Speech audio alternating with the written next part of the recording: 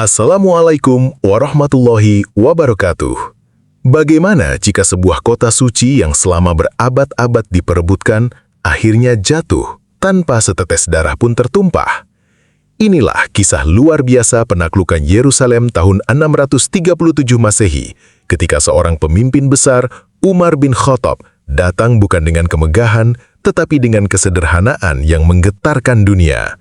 Tidak ada pasukan megah, tidak ada balas dendam, hanya keadilan, ketegasan, dan hati yang penuh tanggung jawab.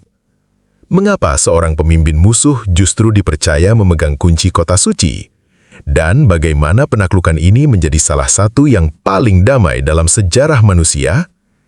Simak kisah lengkapnya, karena ini bukan sekedar sejarah, tapi pelajaran tentang kepemimpinan sejati. Bab 1. Dunia di persimpangan zaman. Pada awal abad ke-7, dunia berada dalam keadaan yang penuh gejolak dan perubahan besar. Dua kekuatan adidaya saat itu, yaitu Kekaisaran Bizantium dan Kekaisaran Persia, telah lama terlibat dalam peperangan yang melelahkan. Konflik berkepanjangan ini tidak hanya menguras sumber daya kedua belah pihak, tetapi juga melemahkan stabilitas politik dan ekonomi di wilayah-wilayah yang mereka kuasai. Kota-kota besar mengalami kemunduran, perdagangan terganggu, dan rakyat hidup dalam ketidakpastian. Di tengah situasi yang rapuh ini, banyak wilayah mulai kehilangan kepercayaan terhadap kekuasaan lama yang dianggap tidak lagi mampu memberikan perlindungan dan keadilan. Di Jazirah Arab, sebuah perubahan besar sedang berlangsung. Ajaran Islam yang dibawa oleh Nabi Muhammad telah menyatukan berbagai suku yang sebelumnya terpecah oleh konflik dan persaingan. Setelah wafatnya beliau, kepemimpinan umat Islam dilanjutkan oleh para khalifah yang berkomitmen menjaga ajaran serta memperluas pengaruh Islam dengan prinsip keadilan dan ketauhidan. Semangat baru ini melahirkan kekuatan yang tidak hanya berdasarkan militer, tetapi juga nilai moral dan spiritual yang kuat. Wilayah Syam yang meliputi kawasan penting seperti Yerusalem menjadi salah satu titik strategis dalam peta kekuasaan saat itu. Selain karena letaknya yang vital dalam jalur perdagangan, wilayah ini juga memiliki makna religius yang mendalam bagi berbagai umat beragama. Namun di bawah kekuasaan Bizantium, tidak semua kelompok merasakan keadilan yang sama.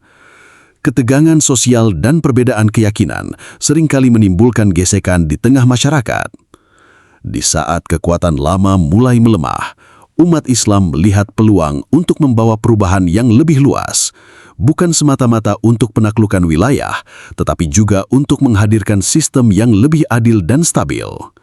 Dengan semangat persatuan dan kepemimpinan yang tegas, mereka mulai melangkah keluar dari Jazirah Arab menuju wilayah-wilayah yang sebelumnya dikuasai oleh kekuatan besar dunia. Babak baru sejarah pun mulai. Dunia yang sebelumnya dikuasai oleh dua imperium besar kini perlahan berubah arah. Dari gurun pasir yang sederhana, lahirlah sebuah kekuatan yang akan mengubah peta dunia secara signifikan. Inilah awal dari perjalanan panjang yang kelak membawa umat Islam hingga ke gerbang suci Yerusalem dalam sebuah peristiwa bersejarah yang akan dikenang sepanjang masa. Bab 2. Kepemimpinan Sang Khalifah. Setelah wafatnya Abu Bakar, umat Islam menghadapi tantangan besar dalam menjaga persatuan dan melanjutkan perjuangan yang telah dirintis oleh Nabi Muhammad. Dalam situasi yang penuh ketidakpastian itu, tongkat kepemimpinan beralih kepada Umar bin Khattab, seorang sahabat yang dikenal tegas, berani, dan memiliki komitmen tinggi terhadap keadilan. Pengangkatannya sebagai khalifah bukan hanya berdasarkan kedekatan, tetapi juga karena integritas dan kemampuannya dalam memimpin umat. Umar bin Khattab memulai kepemimpinannya dengan penuh tanggung jawab. Ia menyadari bahwa wilayah Islam yang semakin luas membutuhkan sistem pemerintahan yang kuat dan teratur. Dengan kecerdasannya, ia membangun administrasi negara yang rapi, membentuk lembaga peradilan, serta memastikan distribusi kekayaan negara dilakukan secara adil. Ia tidak segan mengoreksi pejabat yang menyimpang, bahkan jika itu menyangkut orang-orang dekatnya sendiri. Bagi Umar, keadilan adalah prinsip utama yang tidak boleh ditawar. Di bawah kepemimpinannya, ekspansi wilayah Islam berjalan dengan cepat namun tetap terarah. Pasukan Muslim tidak hanya bergerak dengan kekuatan militer, tetapi juga membawa misi untuk menghadirkan stabilitas dan keadilan di wilayah yang mereka datangi. Umar selalu mengingatkan para panglimanya agar tidak berbuat zolim, tidak merusak tempat ibadah, dan tidak menyakiti rakyat sipil. Prinsip-prinsip ini menjadi pembeda antara ekspansi Islam dengan penaklukan yang terjadi sebelumnya di berbagai wilayah dunia. Kesederhanaan Umar juga menjadi ciri khas kepemimpinannya. Meskipun ia adalah pemimpin dari wilayah yang luas, kehidupannya jauh dari kemewahan. Ia sering berjalan sendiri di malam hari untuk memastikan kondisi rakyatnya, bahkan memikul sendiri kebutuhan bagi mereka yang membutuhkan. Sikap ini menumbuhkan rasa hormat dan kepercayaan yang mendalam dari masyarakat. Dengan fondasi kepemimpinan yang kuat, Umar bin Khattab berhasil mengubah umat Islam menjadi kekuatan besar yang disegani. Namun, lebih dari itu, ia membentuk sistem pemerintahan yang menjunjung tinggi nilai keadilan dan kemanusiaan. Kepemimpinannya menjadi kunci penting dalam membuka jalan menuju peristiwa besar berikutnya, penaklukan wilayah Syam, termasuk kota suci Yerusalem, yang akan menjadi salah satu bab paling bersejarah dalam perjalanan Islam. Bab 3. Strategi menuju Syam.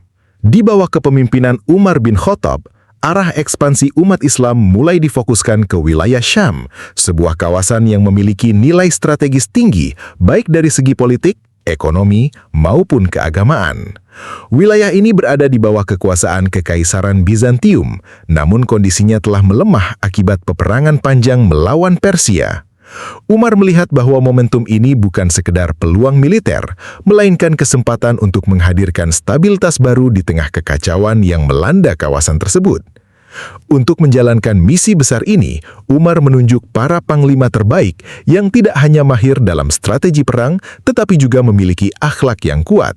Di antara mereka adalah Khalid bin Walid, seorang jenderal yang dikenal dengan kecerdikan taktiknya di medan perang, serta Abu Ubaidah ibn al-Jarrah, sosok yang lembut namun tegas dan sangat dipercaya oleh pasukan. Keduanya bekerja sama dalam mengatur pergerakan pasukan, memastikan bahwa setiap langkah dilakukan dengan perhitungan matang. Strategi yang digunakan tidak hanya mengandalkan kekuatan frontal. Pasukan Muslim bergerak dengan fleksibel, memanfaatkan kecepatan dan koordinasi yang baik antar unit. Mereka juga menjalin komunikasi dengan penduduk lokal yang sebagian di antaranya merasa tidak puas dengan pemerintahan Bizantium. Pendekatan ini membuat kehadiran pasukan Muslim tidak selalu disambut dengan perlawanan, bahkan di beberapa tempat justru mendapatkan dukungan. Selain itu, Umar memberikan instruksi tegas kepada para panglima agar menjaga etika perang. Mereka dilarang merusak tanaman, membunuh warga sipil, atau menghancurkan tempat ibadah. Prinsip ini menjadi fondasi penting yang membedakan gerakan mereka dari ekspansi kekaisaran sebelumnya. Bagi Umar, kemenangan sejati bukan hanya tentang menguasai wilayah, tetapi juga memenangkan hati manusia. Pergerakan menuju Syam dilakukan secara bertahap, dimulai dari kota-kota kecil hingga mencapai pusat-pusat penting. Setiap kemenangan memperkuat posisi umat Islam dan membuka jalan menuju tujuan yang lebih besar. Di balik semua itu, terdapat perencanaan yang matang dan kepemimpinan yang solid, yang memastikan bahwa ekspansi ini berjalan dengan terarah dan berkelanjutan.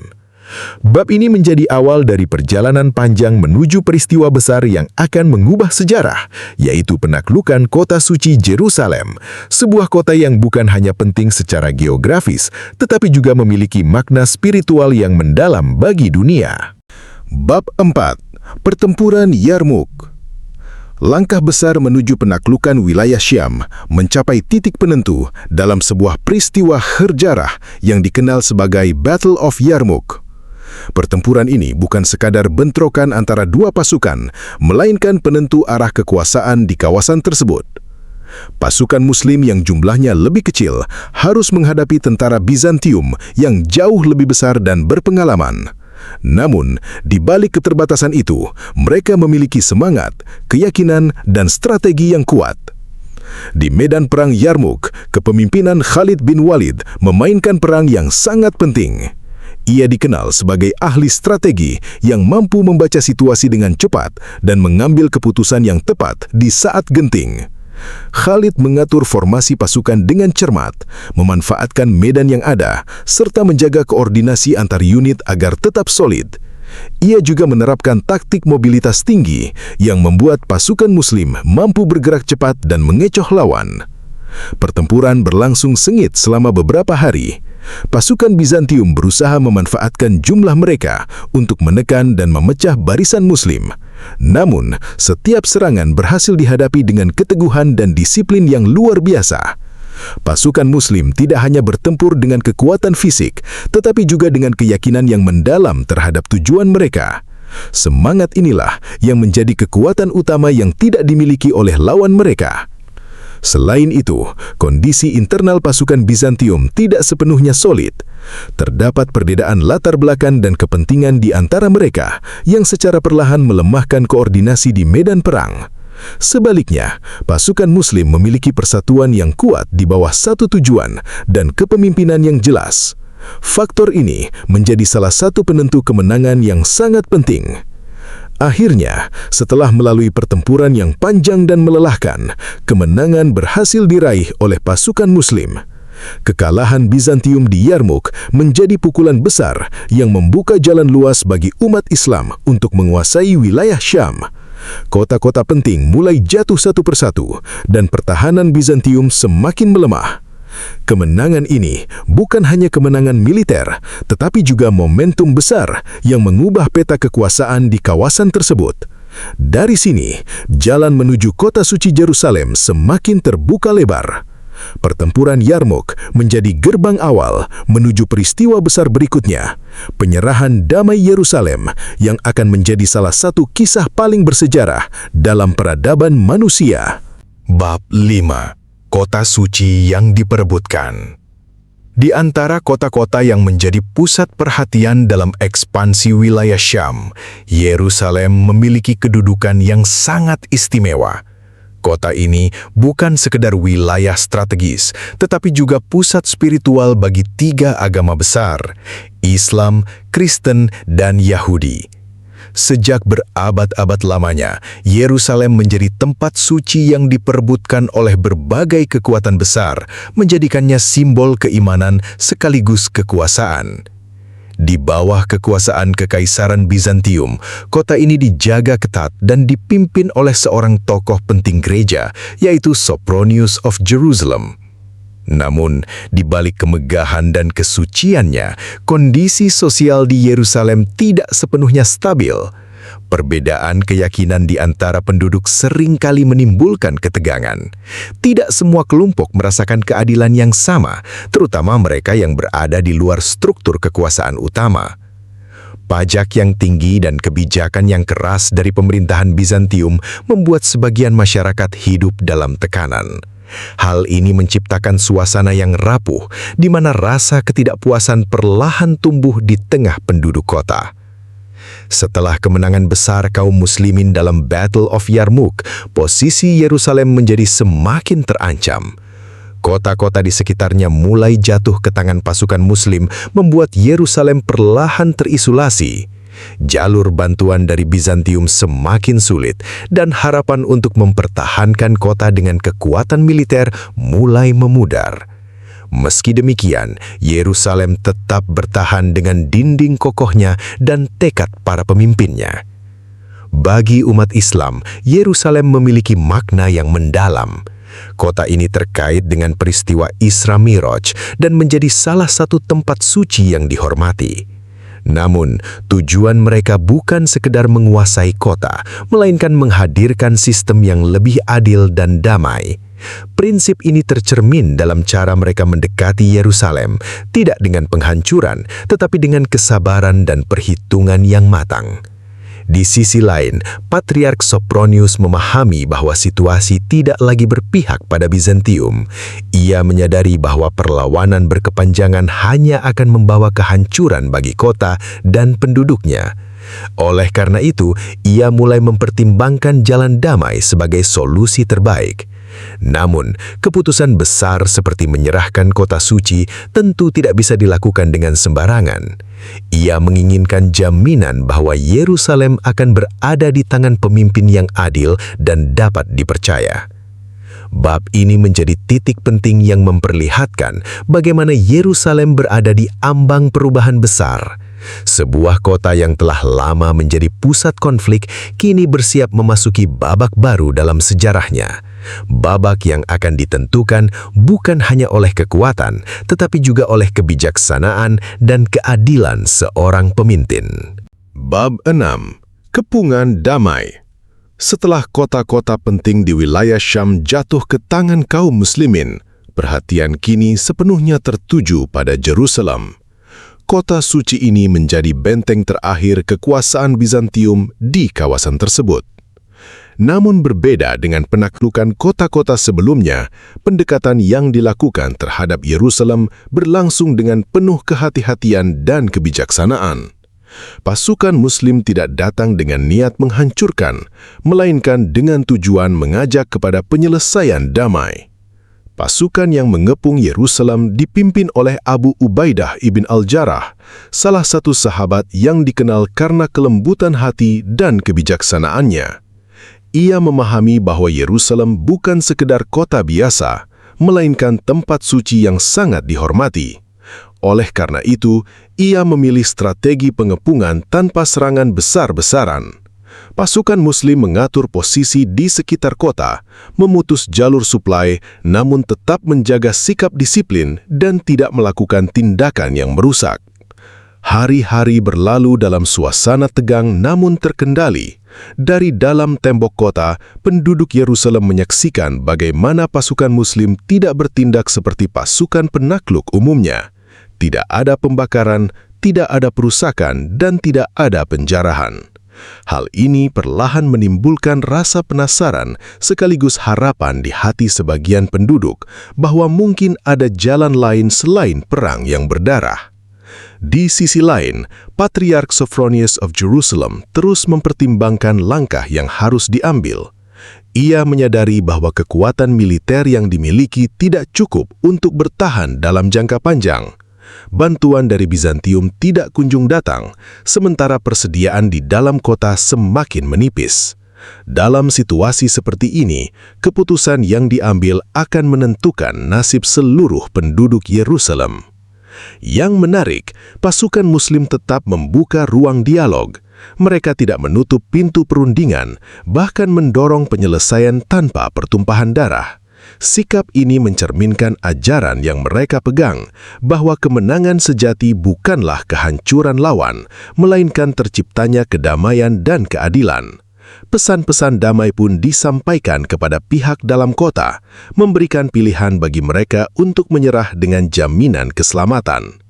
Kepungan ini akhirnya bukan hanya menjadi tekanan militer, tetapi juga ujian moral bagi kedua belah pihak. Di satu sisi, Yerusalem bertahan dengan martabatnya. Di sisi lain, pasukan Muslim menunjukkan bahwa kekuatan bisa berjalan berdampingan dengan belas kasih.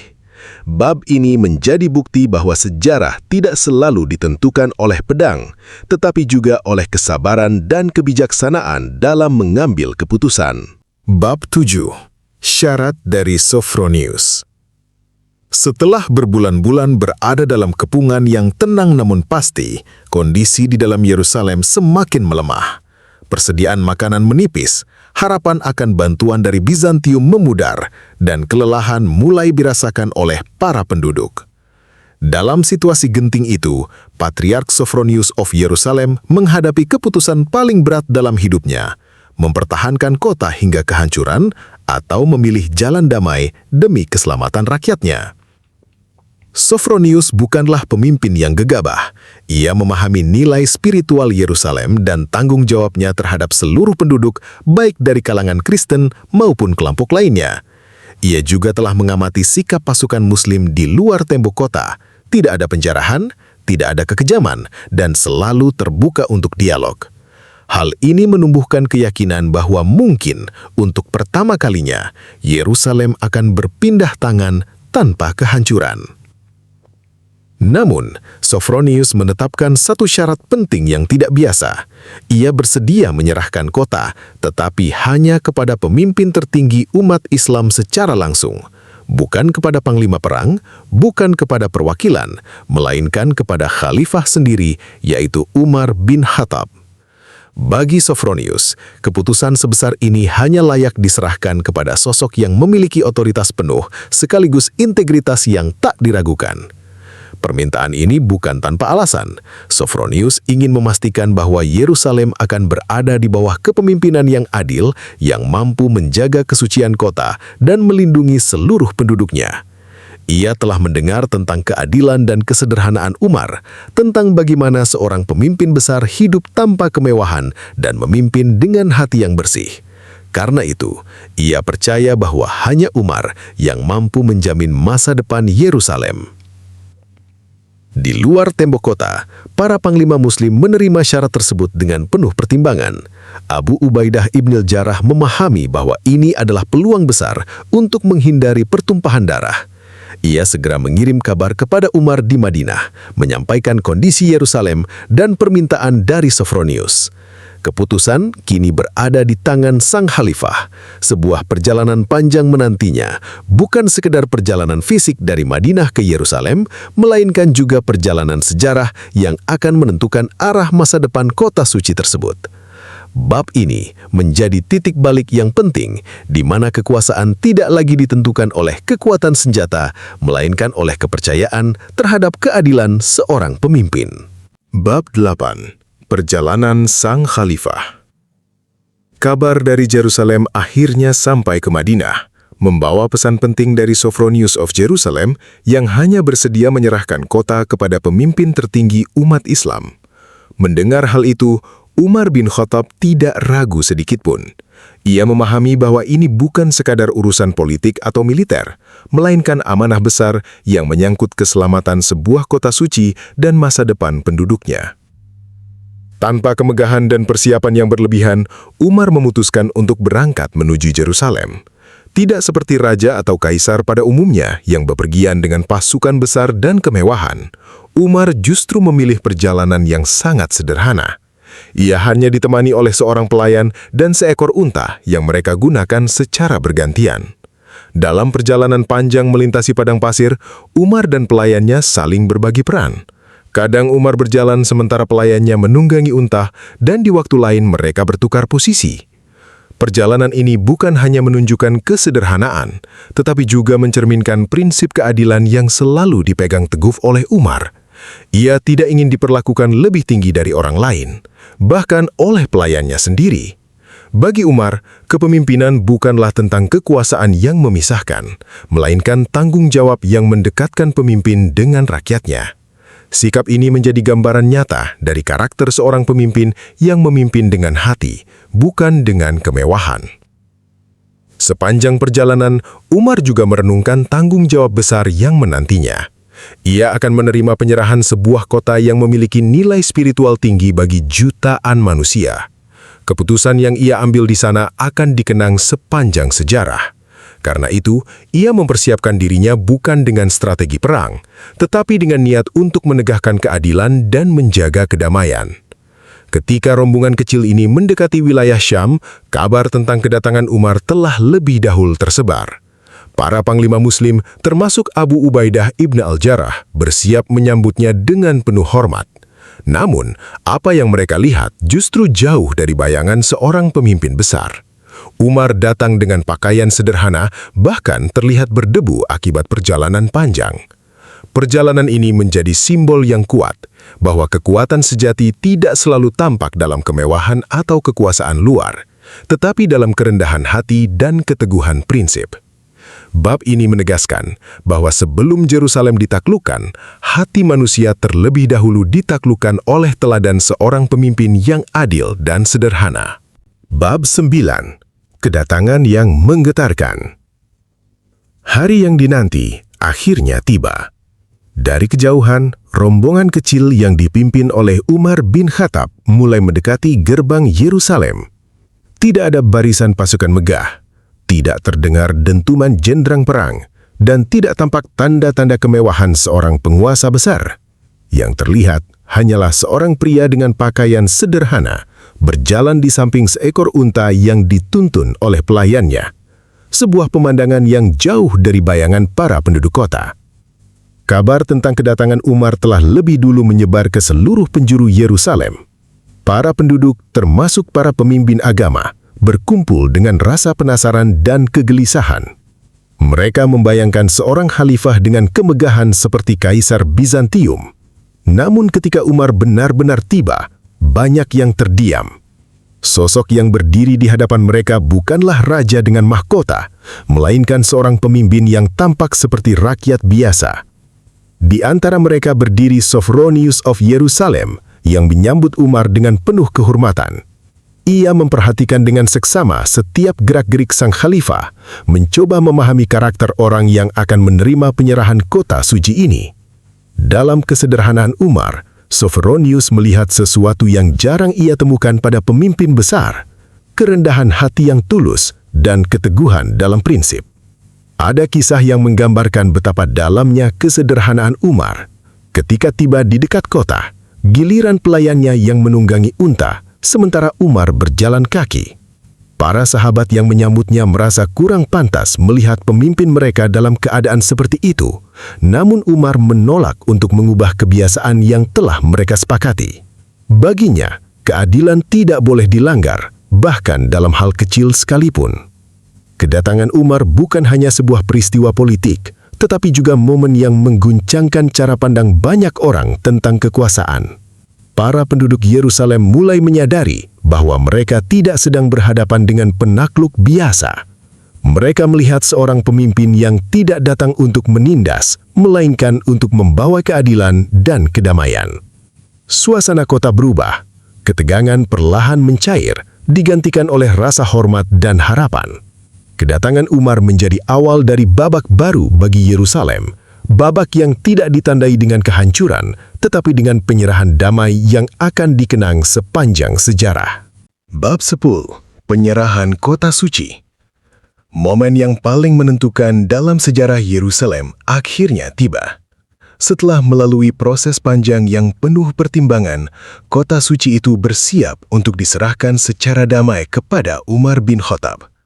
Tidak ada dentuman senjata, tidak ada jeritan peperangan. Yang ada hanyalah suasana khidmat yang dipenuhi rasa harap dan ketegangan yang perlahan meredah. Di hadapan para pemuka agama dan penduduk kota, Sophronius of Jerusalem melangkah maju. Dengan penuh kesadaran akan beratnya keputusan yang diambil, ia menyerahkan kunci kota kepada Umar.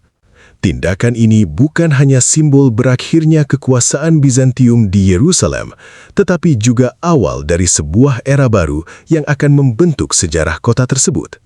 Sophronius memilih jalan damai demi melindungi rakyatnya dari kehancuran yang tidak perlu. Umar menerima penyerahan itu dengan sikap tenang dan penuh tanggung jawab. Tidak ada ekspresi kemenangan yang berlebihan, tidak ada tanda kesombongan. Ia menyadari bahwa yang ia terima bukan sekedar sebuah kota, melainkan amanah besar yang harus dijaga dengan sebaik-baiknya. Dalam momen itu, terlihat jelas perbedaan antara penaklukan yang didorong oleh ambisi dan penaklukan yang dilandasi oleh tanggung jawab moral. Setelah penyerahan berlangsung, Umar segera menenangkan penduduk kota. Ia memastikan bahwa tidak akan ada tindakan balas dendam, tidak ada perampasan, dan tidak ada pemaksaan agama. Pernyataannya memberikan rasa aman bagi seluruh masyarakat, baik dari kalangan Kristen, Yahudi, maupun kelompok lainnya. Ini menjadi sesuatu yang luar biasa, mengingat banyak penaklukan di masa itu seringkali diiringi dengan kekerasan dan penindasan. Penduduk Yerusalem pun mulai merasakan perubahan suasana yang signifikan. Ketakutan yang sebelumnya menyelimuti kota perlahan digantikan oleh rasa lega. Mereka melihat bahwa kepemimpinan Umar membawa pendekatan yang berbeda, lebih manusiawi, lebih adil, dan lebih menghargai keberagaman. Ini menjadi bukti bahwa kekuasaan dapat dijalankan tanpa harus mengorbankan nilai-nilai kemanusiaan.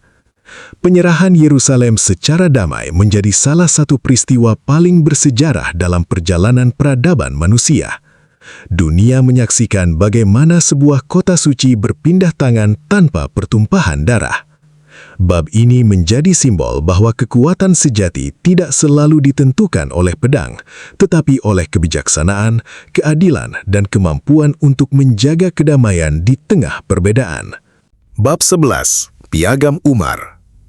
Setelah penyerahan damai Yerusalem kepada Umar bin Khattab, langkah pertama yang dilakukan sang khalifah bukanlah memperkuat militer atau menata kekuasaan, melainkan memastikan keamanan dan ketentraman seluruh penduduk kota. Umar memahami bahwa keberhasilan sejati dari penaklukan ini bukan hanya terletak pada penguasaan wilayah, tetapi pada bagaimana ia memperlakukan manusia yang tinggal di dalamnya. Dalam sebuah tindakan yang penuh kebijaksanaan, Umar menyusun sebuah perjanjian yang kemudian dikenal sebagai Piagam atau Perjanjian Umar. Dokumen ini menjadi jaminan resmi bagi penduduk Yerusalem, khususnya umat Kristen dan Yahudi, bahwa mereka akan tetap aman di bawah pemerintahan Islam. Isi perjanjian tersebut menegaskan bahwa tempat-tempat ibadah tidak akan dirusak, tidak akan diambil alih, dan kebebasan beragama akan tetap dihormati. Bagi Sophronius of Jerusalem, piagam ini menjadi jawaban atas kekhawatiran yang selama ini ia rasakan. Ia melihat bahwa keputusan untuk menyerahkan kota kepada Umar bukanlah kesalahan, melainkan langkah bijak yang menyelamatkan banyak jiwa. Penduduk Yerusalem pun mulai merasakan ketenangan yang sebelumnya sulit mereka bayangkan di tengah pergantian kekuasaan. Yang membuat piagam Umar begitu istimewa adalah pendekatannya yang melampaui praktik umum pada masa itu. Di saat banyak penaklukan diwarnai dengan pemaksaan dan penghancuran, justru Umar memberikan perlindungan dan penghormatan terhadap keyakinan orang lain. Ia tidak memaksa siapapun untuk memeluk Islam dan tidak menjadikan perbedaan sebagai alasan untuk menindas. Lebih dari itu, Umar juga memastikan bahwa aturan yang dibuat benar-benar dijalankan. Ia mengingatkan para pejabat dan pasukan agar memegang teguh isi perjanjian tersebut. Bagi Umar, keadilan bukan hanya janji di atas kertas, tetapi harus menjadi kenyataan yang dirasakan oleh setiap orang. Sikap tegas ini membuat kepercayaan masyarakat terhadap pemerintahannya semakin kuat. Piagam Umar kemudian menjadi salah satu contoh awal dari sistem perlindungan terhadap minoritas dalam sejarah. Nilai-nilai yang terkandung di dalamnya, keadilan, toleransi, dan penghormatan terhadap keberagaman menjadi warisan penting yang terus dikenang hingga kini. Bab ini menunjukkan bahwa kekuasaan yang besar dapat berjalan seiring dengan perlindungan terhadap hak-hak manusia dan bahwa perdamaian sejati lahir dari keadilan yang ditegakkan tanpa pandang bulu. Bab 12. Masjid dan tempat suci. Setelah suasana di Yerusalem mulai tenang di bawah kepemimpinan Umar bin Khattab, perhatian sang khalifah beralih pada tempat-tempat suci yang menjadi pusat spiritual kota tersebut. Yerusalem bukan hanya penting bagi umat Islam, tetapi juga bagi umat Kristen dan Yahudi. Karena itu, setiap keputusan yang diambil terkait tempat ibadah harus dilakukan dengan penuh kehati-hatian dan kebijaksanaan. Salah satu peristiwa penting terjadi ketika Sophronius of Jerusalem mengajak Umar untuk mengunjungi gereja Makam Kudus, salah satu situs paling suci bagi umat Kristen. Di dalam gereja itu, waktu sholat tiba. Sophronius dengan hormat mempersilakan Umar untuk melaksanakan sholat di dalamnya. Namun Umar menolak dengan lembut. Ia khawatir jika ia sholat di dalam gereja tersebut, maka di masa depan umat Islam mungkin akan mengklaim tempat itu sebagai masjid sehingga merugikan umat Kristen. Keputusan Umar ini menjadi bukti nyata kebijaksanaan dan pandangan jauhnya. Ia tidak hanya memikirkan keadaan saat itu, tetapi juga dampak jangka panjang bagi hubungan antar umat beragama. Sebagai gantinya, Umar memilih untuk melaksanakan sholat di luar gereja di sebuah tempat terbuka yang sederhana. Dari keputusan inilah kemudian dikenal sebuah lokasi yang kelak menjadi bagian dari kompleks Al-Aqsa Mosque. Selain itu, Umar juga menunjukkan perhatian terhadap area yang diyakini sebagai tempat suci bagi umat Islam yang saat itu tidak terawat. Ia bahkan ikut membersihkan lokasi tersebut bersama para sahabatnya. Tindakan ini bukan hanya simbol kepedulian, tetapi juga bentuk penghormatan terhadap nilai-nilai spiritual yang ada di Yerusalem.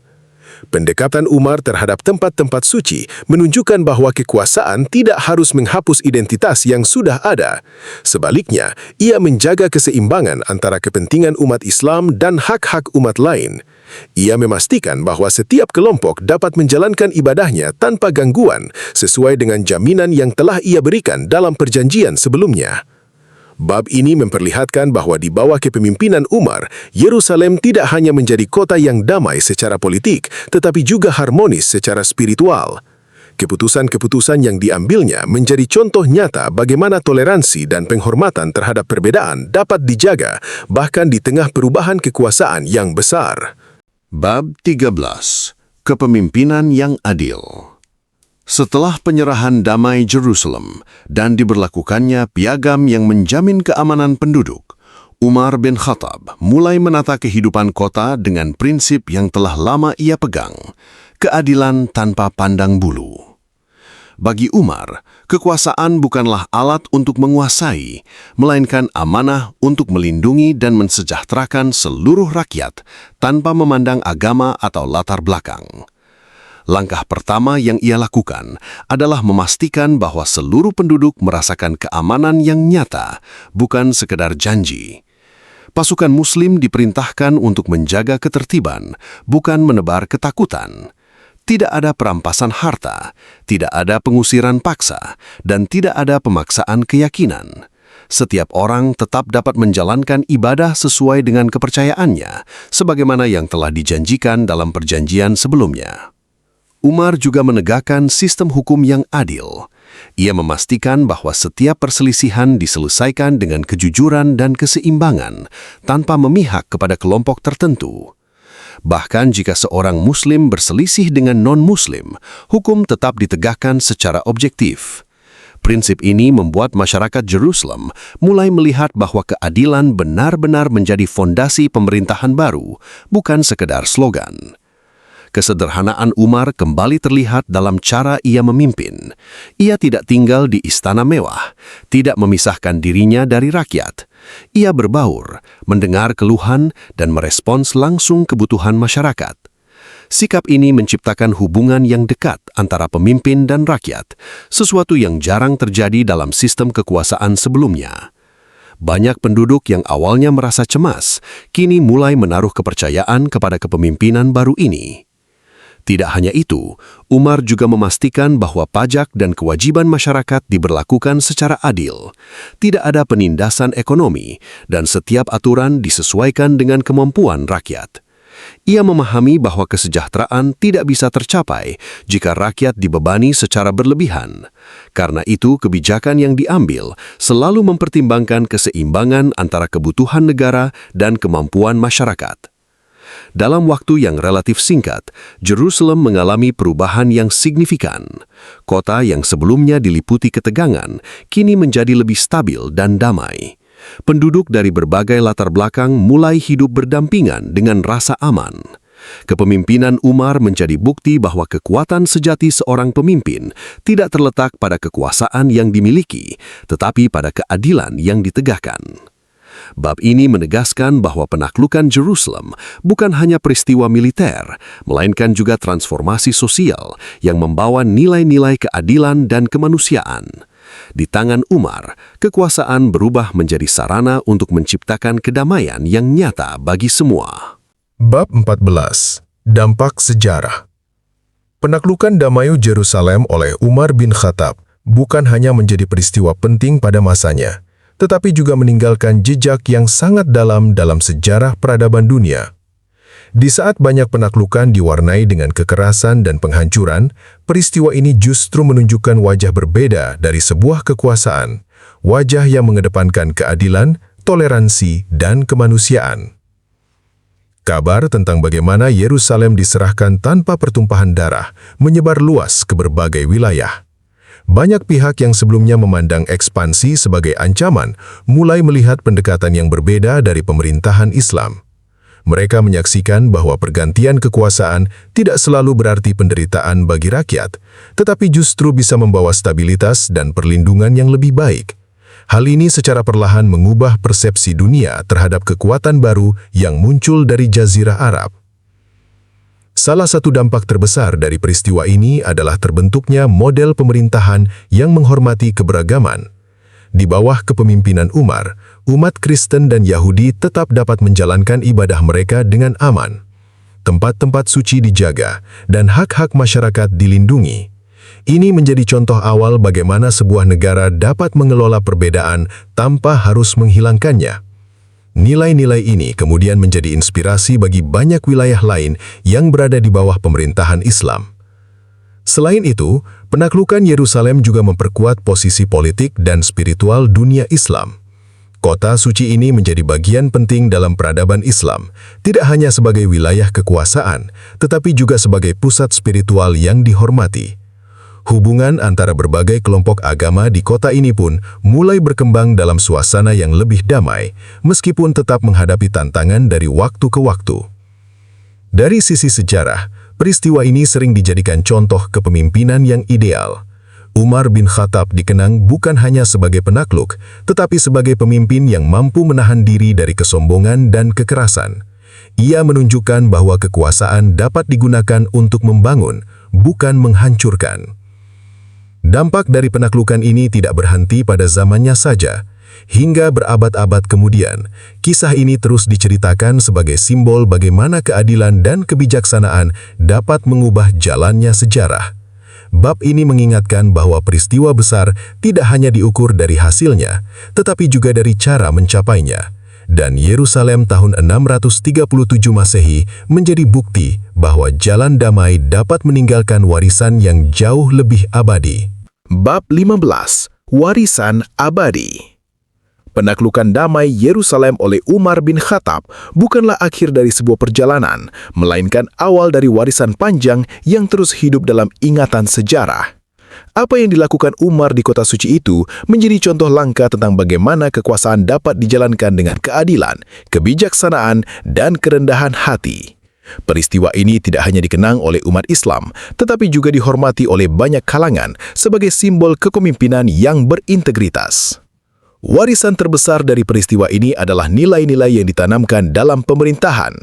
Umar menunjukkan bahwa seorang pemimpin tidak harus tampil megah untuk dihormati dan tidak perlu menggunakan kekerasan untuk mempertahankan kekuasaan. Ia membuktikan bahwa keadilan adalah fondasi utama yang mampu menciptakan stabilitas dan kedamaian. Dalam setiap keputusan yang ia ambil, selalu ada pertimbangan terhadap kesejahteraan rakyat dan perlindungan terhadap hak-hak mereka. Selain itu, hubungan antar umat beragama di Yerusalem menjadi salah satu contoh penting dari warisan tersebut. Meskipun kota ini memiliki sejarah panjang konflik, pendekatan yang diterapkan Umar membuka ruang bagi kehidupan yang lebih harmonis. Umat Kristen, Yahudi, dan Muslim dapat hidup berdampingan dengan rasa aman, menjalankan ibadah masing-masing tanpa tekanan. Ini menjadi gambaran bahwa perbedaan tidak harus menjadi sumber perpecahan, melainkan bisa menjadi kekuatan jika dikelola dengan bijak. Kisah Umar juga menjadi inspirasi bagi generasi-generasi berikutnya. Banyak pemimpin, cendekiawan, dan sejarawan yang menjadikan kepemimpinannya sebagai rujukan dalam membangun sistem pemerintahan yang adil. Bahkan hingga saat ini, nilai-nilai yang ia tunjukkan seperti kesederhanaan, keberanian dalam menegakkan kebenaran, dan kepedulian terhadap rakyat masih relevan dan dibutuhkan di berbagai belahan dunia. Lebih dari sekedar peristiwa sejarah, penaklukan Yerusalem tahun 637 Masehi adalah pelajaran tentang kemanusiaan. Ia mengajarkan bahwa kemenangan sejati bukanlah ketika sebuah wilayah berhasil dikuasai, tetapi ketika hati manusia dapat dirangkul dengan keadilan dan kedamaian. Warisan inilah yang membuat nama Umar bin Khattab terus dikenang bukan hanya sebagai seorang khalifah, tetapi sebagai simbol kepemimpinan yang melampaui zamannya. Bab ini menutup kisah dengan sebuah pesan yang mendalam, bahwa sejarah terbaik bukanlah yang penuh dengan kemenangan besar semata, tetapi yang meninggalkan nilai-nilai yang mampu menginspirasi dunia untuk menjadi lebih adil dan manusiawi.